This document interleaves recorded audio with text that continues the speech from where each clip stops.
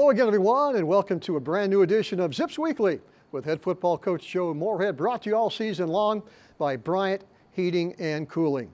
Well, it's homecoming week here at the University of Akron. Hope you're making plans to be at InfoCision Stadium Saturday afternoon. Central Michigan, the Chippewas come to town. That'll be a 3:30 kickoff, another big Mid-American Conference game. Which brings us to the Toledo game up at the Glass Bowl on Saturday. And Coach, I think everybody knew that was going to be a huge challenge. They've got one of the better defensive teams in the entire country. It doesn't help when you find out a few minutes before kickoff you're not going to have your quarterback. Yeah, it was, certainly you got to give credit to, Toledo and Coach Candle and their staff. They did a really good job. And it was, undoubtedly a tough day at the office, and one, of which we're not certainly excited about the result. But we got to learn from it, correct the mistakes and move on to Central Michigan. I talked to you after the game, Coach, and I think your statement was the next man up. You got to go with what you got. Yeah, somebody gets injured, the person that replaces them is expected to do as good or better of a job. Yeah. And, that's how, we have to continue to approach it. However, I know how much time you put into your game plan, and when you find out 30 minutes before kickoff you're not going to have your starters, you kind of rip up that game plan and ad lib, or what do you do? Yeah, well, I mean, it's impossible to practice two different game plans for two different quarterbacks during the week, just because you're limited by the number of reps. So, both those guys practice during the week, and, a guy goes in, and then, you're not going to create a whole new, game plan, but you got to kind of pick and choose what they do best. Of course, you didn't have Sean Patrick either, one of the best young running backs in the conference. So you wanted to be at full strength against Toledo, but as you said, Coach, you move on and get ready for Central Michigan. We'll talk about that a little bit later in the program. Absolutely. Right now, let's go back to the Glass Bowl. Saturday afternoon, pick up action as the Zips take on the Rockets, one of the, I guess you could call them one of the blue blood programs in the Mid-American Conference. And it doesn't take long, Coach, unfortunately, for them to get on the board. Yeah, we're trying to sky kick it there to keep it away from the on returner, went to the off returner, and quite frankly, we were right in position, missed a couple tackles, and let a fast one up out of the gate. Yeah, they're going to score, I think, on their first play from scrimmage. You're watching action now as the Zips come up on defense, and pretty good play here in the sidelines, had him cornered, and finally come up and make the tackle. But defense was on the field a lot on Saturday. Yeah, they were. Defense was on the field a lot and didn't do much to get off. So, offense, defense, special teams, we just weren't really functioning at a high level, and the end result was a final score. Watching Jordan Gant run the football again. We did not have Sean Patrick. Marquise Williams is going to get a lot of carries, and we went down, I think, all the way down to the number 4 tailback. We're watching the defense here, and often talk about on the radio side, Coach, those open field tackles. You got to make those tackles. Yeah, particularly against a team that's going to make you defend every blade of grass. Coach Candle and his coordinators do a real nice job, stretching it horizontally and vertically, and got a big, strong, physical offensive line, a bunch of fast receivers, and a running back like Trainham who can, make you miss and run you over in space. You got to do an excellent job defending everything. Going to run them out of bounds there inside the 5. Unfortunately, they go on and score as we're watching action early in the second quarter up at the Glass Bowl in Toledo. We had a little bit of success, Coach, running the football. Yeah, we did. With Michael in there, a dual threat guy who can do some things with his legs by design or improvisation. Strung together a pretty good drive there towards the end of the half. Got down into field goal range, and Owen Wiley was able to come in and kind of keep his hot streak going from a field goal standpoint. Yeah, from ground level, we watched Michael Johnson run the football, and now he's going to take off again. He's 225 pounds, so once he squares up, he's tough to bring down. Yeah, big kid. Once he, as you mentioned, gets that positive momentum going forward, and he's tough guy to tackle. Ryan Mason, I think that's a great catch with his hands coming across the middle. Yeah, something we're really working on with him, keeping it off his body and keeping it off his pads, catching it away. So good job separating versus cover 1 there and making a play on the critical Last year we talked about him, Coach, only weighing 150 pounds. He's a little bit bigger this year or not? No, he's not. He's actually, we do body weights today, and he weighed in at 151 pounds. Wow. Tough kid taking those hits in the second. Yeah, he is, and once again, young, has time to grow and develop. Michael Johnson going to run to the sideline. This is a late hit on Toledo. They're going to tag on 15 as he's going to take it around the left side. And Yeah, late hit out of bounds, so we had a hold on 77 and then the penalty which offset, and weren't able to convert on the third down and brought Owen in to kick field goal. Yeah, that was 18-play drive, Coach, 54 yards. Owen Wiley with a 39-yard field goal. That was what you wanted to do all game long, run that clock and score. We did, and you're not going to be able to kind of nickel and dime your way down the field against these guys, and that was a difficult aspect of losing a big part of your passing game is you got to have explosive plays to score points against these guys. And an 18-play drive that covers 54 yards and you get 3 out of it, that was the unfortunate aspect of going into this game and we weren't able to generate a lot of plays in the pass game. We're going to take a break, come back and watch second half highlights from the Glass Bowl on Saturday, the Zips against Toledo, right after this. Inspired design. Ultra quiet operation. To you, it's a Bryant Evolution cooling system. To us, it's the ultimate machine.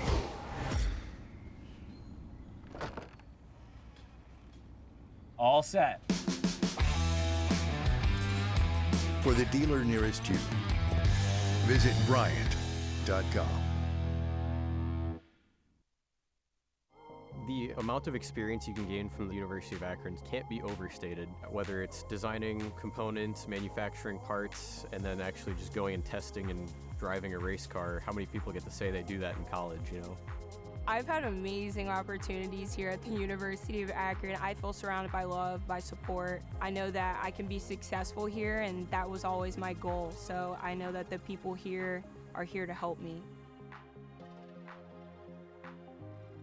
Okay, welcome back to Zips Weekly with head football coach Joe Moorhead. We're watching highlights from Saturday's game up at Toledo, ready for the second half. Coach, you won the coin toss, elected to defer. Now we're going to get to football to start the second half. Yeah, and unfortunately we're gonna go 3 and out, catch a pass, and have a run, and then have to punt it back to them. So do like to defer.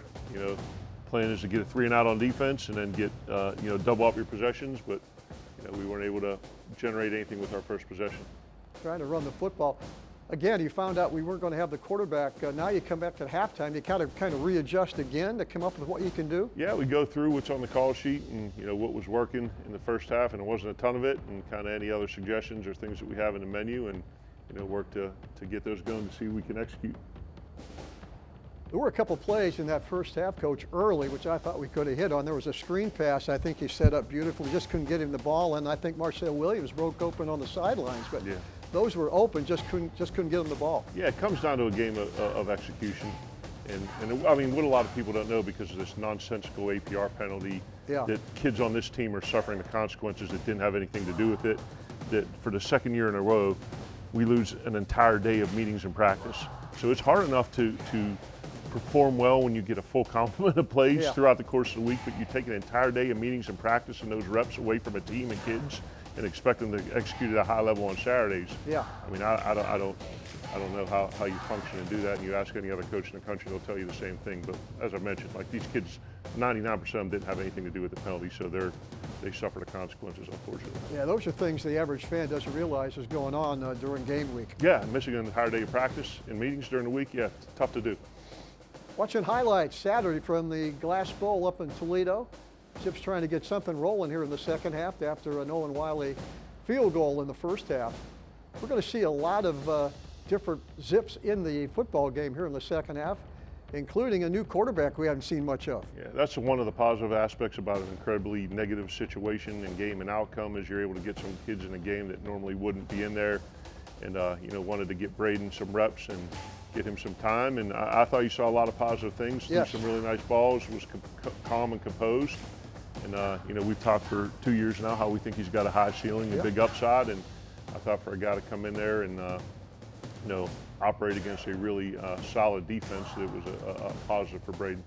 Yeah, we saw Brandon Hills a couple of plays ago, Coach, on that kickoff return. He was one step away from taking it to the house. Yeah, speedy guy, track guy, excellent straight line speed, and has done a really nice job for us on kickoff returns this year. Talking about Braden Rogal right here. Boy, got a nice ball, nice tight spiral. Yeah, good quick release, gets it out of his hand, not a lot of wasted motion. Saw him hit Marcel Williams there, who we're, once again, say it every week, trying to continue to get him involved, because a guy with strong hands, good ball skills, can win one-on-one contested catches. But yes, Braden's got a really quick release. Yeah, I was impressed with the way he threw the football. He wasn't overwhelmed by the situation, it looked like. He was not. Got in a little bit last year at the Ohio State game and a couple other games, but he's a guy that is very kind of calm and composed and doesn't get too high and low emotionally. So told him he was going in. He was excited about it. Said he's been working for this opportunity, and it was good to give him those reps. Okay, we're going to take a break. When we come back, segment 3, we're going to have the coach talk about some of the young Zips in the program. They've been here for about 5 or 6 games, and we're going to see on the kind of a progress report on some of these young Zips who will be keys in the future. Coming back with that right after this timeout. Inspired design. Ultra quiet operation. To you, it's a Bryant Evolution cooling system. To us, it's the ultimate machine.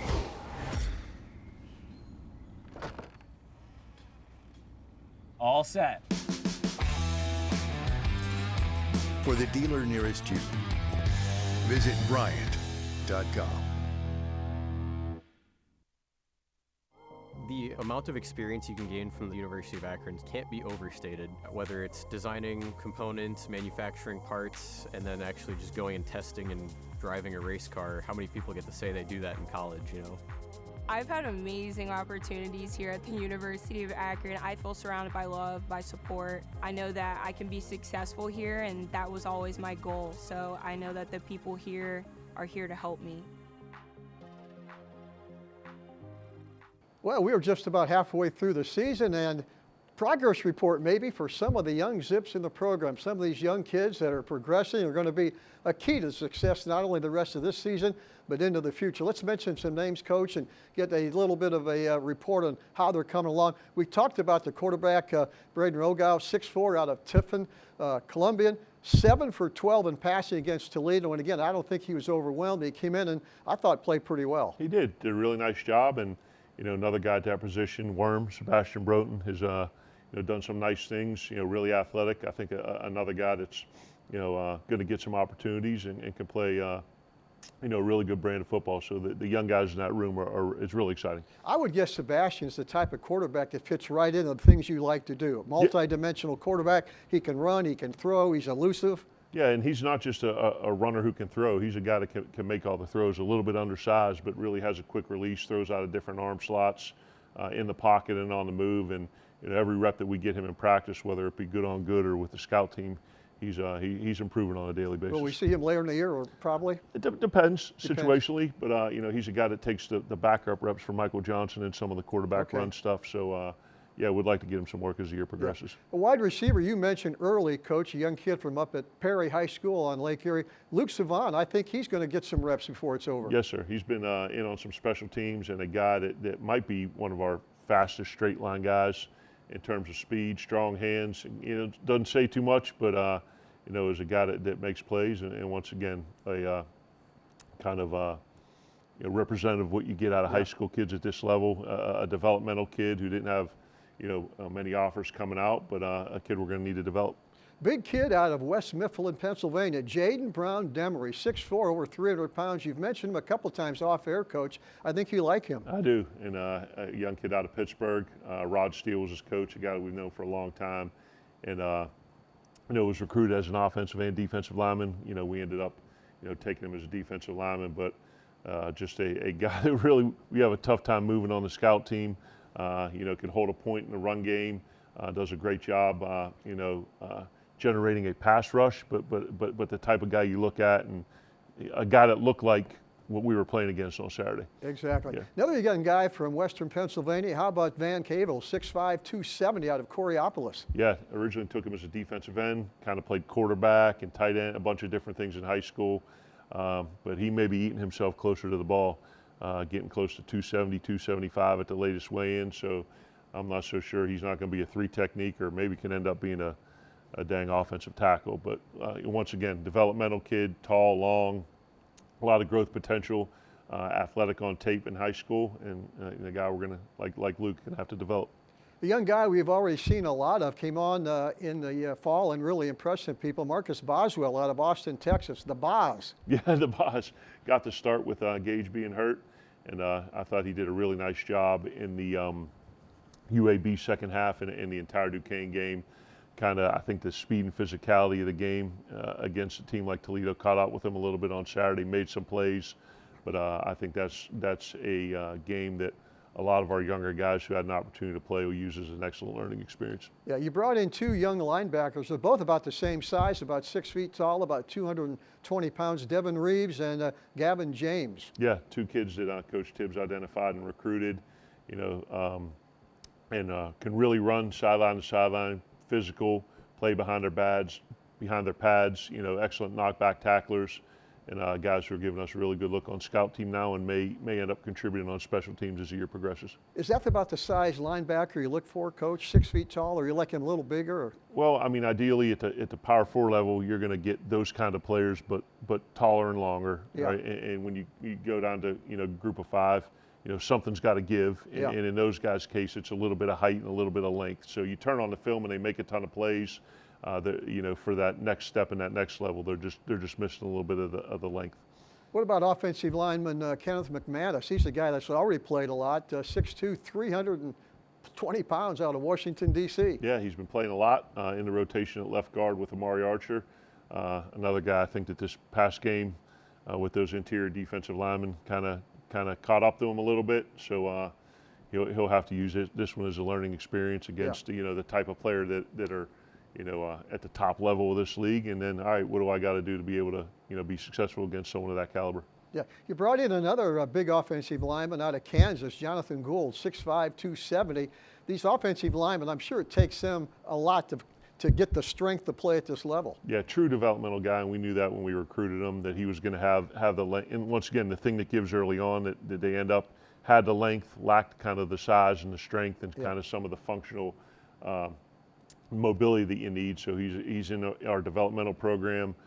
Coach O runs, he calls it the pit, where they come in 2 different days during the week and get a young guy's developmental lift. So we're hoping by the end of the season we get him up to 285, and eventually he turns into a 315-pound guy. Yeah. Anytime you recruit a player out of Youngstown, number one, he's going to be real tough. And we got one, Taron Davis, out of Youngstown, Ursula. Yeah, we're starting to rep him a little bit with the travel roster, getting him some snaps at the field safety, and as a guy who's contributing on special teams right now. But definitely someone, once again, another young high school guy that's going to have a pretty good career.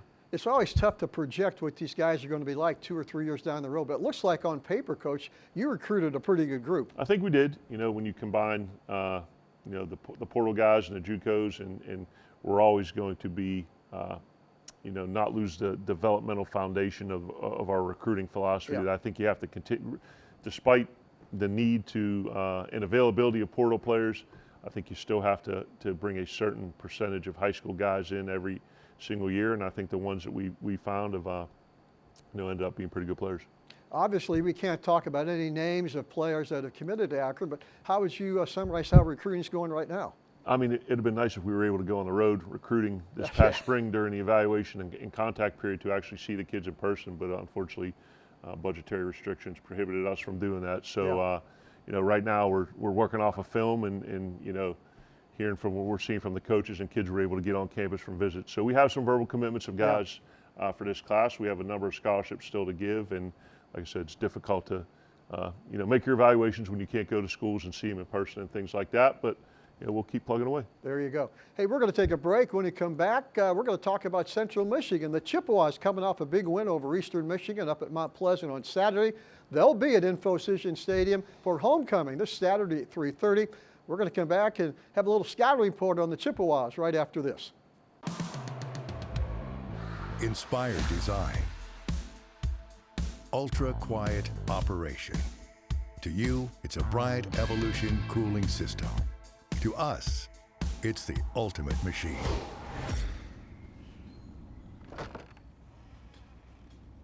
All set. For the dealer nearest you, visit Bryant.com.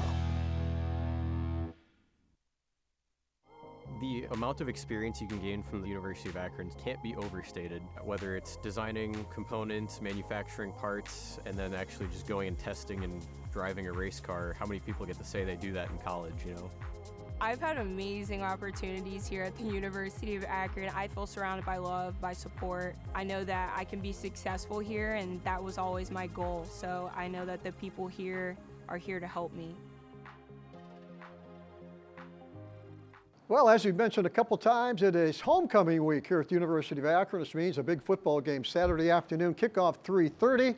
And we'll be taking on the Central Michigan Chippewas out of Mount Pleasant, Michigan, who had a big win Saturday up at Mount Pleasant. They knocked off in-state rival Eastern Michigan 24-13. And they've also got wins over San Jose, Wagner, and of course the Eastern Michigan gave them 3 wins.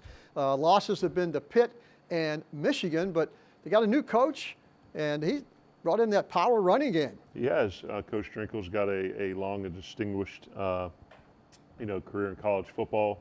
Coming in from Army, where certainly they run the ball as good as anybody in the country. So bringing that kind of DNA and mentality and approach, where we're going to run the ball, control the clock, try to create explosive plays by eye violations, and play really good, sound, aggressive defense, and do a nice job on special teams. So he's done a nice job so far. They had good balance, I think, on Saturday. 305 yards rushing, 140 passing, 445 yards total offense against a pretty good Eastern Michigan team. Having gone against Army a couple times here, and then when I was at Fordham, that's the one thing that you have to be very aware of, is that when they're going to run the ball and keep hammering it at you, it's going to limit your possessions. So you have to maximize those offensively. So number one, you got to get a game plan together to put numbers in the box and stop the run, because if you can't stop the run, you'll never see a pass. And then getting critical stops in third down situations and in the red zone. And then once you get your offensive possessions, understand that you're going to have probably less possessions than you normally would during the course of a game where you're playing an offense that's a bit more traditional, for lack of a better term. So you got to play great complementary football. I would think one of the keys, play in front, make sure you're leading in the fourth quarter, because it'd be hard to get that football back from them in the fourth quarter. It is. The first time we played Fordham, or Army, when I was at Fordham, we had a drive to start the third quarter, got down to around the 40, we punted, they got it at like the -10 with like 13 minutes to play. And we didn't see the ball back till the fourth quarter. It was almost a 15-minute drive. So for them, like third medium is like third and short, and and they're going to go for it on fourth downs and things like that. So yes, you definitely have to do what you can to get the ball back. We'll see 2 different quarterbacks from Central Michigan, kind of a passing quarterback and a running quarterback. Joe LaBasse, a young guy from up at Brecksville, is the guy that throws the football for him. He was coached by Martin Potter, the guy who's coach at Stowe now, who does a really nice job developing quarterbacks. And Joey came from Iowa, really good kid, good family. And then, as you mentioned, the change of pace, or the secondary guy that kind of run it. So you gotta be prepared for both. Exactly. LaBasse was 14 out of 16 for 138 yards, 1 touchdown against Eastern. Then Flores ran 22 times for 134. So obviously, when you see those 2 quarterbacks, you pretty much know what's going to come. Yes, change of pace. And Joe's a guy, he's a thrower that can kind of move around and run, but not really going to beat you a ton with his legs. The other guy's one that they're going to try to create numbers, with who they're reading and extra pullers and things like that. And then you got to be prepared for play action. So contrasting styles, but both have been fairly effective this year. And they got another local kid playing linebacker out of Shaker Heights, Dakota Cochran, 6'2", 240, had I think 7 or 8 tackles Saturday against Eastern. He's a load up there and doing a good job for him. He is. They primarily 4-down front, even though they played some odd stuff against San Jose State, because they're more of a kind of modified air raid. But mix up their coverages, some man, some zones. Bring a lot of pressures to keep you off balance and to attack the run game. But once again, all 3 coordinators have done a really nice job this year, and ones where they're really sound, they're really kind of do a great job using their personnel, and we'll have to be ready to go. As I said after the game, Coach, talked to you a little bit on the sidelines. We have a lot of football left to play. There's a lot of games still on the schedule, and hopefully a lot of wins yet to come. Absolutely, and that's the one thing that we hang our hat on as a coaching staff and players, that we're not going to make excuses. We're not going to complain about what we have or we don't have. We're going to come in every day, single day, and, despite the difficulties and the challenges and the circumstances, and control what we can control. And that's our attitude and our effort. And I make every promise that everyone in this program is doing everything possible within their control to win football games, and that's what we're going to do this week. Okay, try our Coach. best to win. There you go. We'll see you on Saturday afternoon over at InfoCision Stadium, and we hope to see you there. 3:30 kickoff, Akron against Central Michigan, another big Mid-American Conference game, the Zips against the Chippewas. We'll be back here next week to talk about that game. For Coach Moorhead, I'm Joe Dunn, and always remember, go Zips.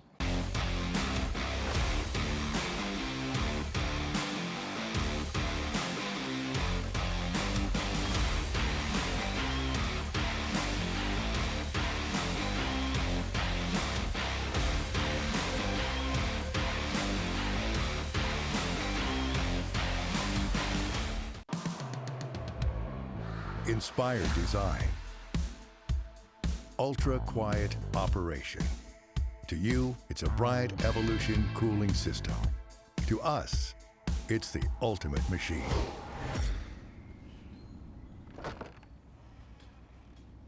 All set.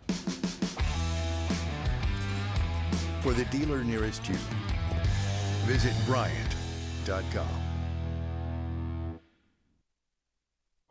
The amount of experience you can gain from the University of Akron can't be overstated, whether it's designing components, manufacturing parts, and then actually just going and testing and driving a race car. How many people get to say they do that in college, you know? I've had amazing opportunities here at the University of Akron. I feel surrounded by love, by support. I know that I can be successful here, and that was always my goal. So I know that the people here are here to help me.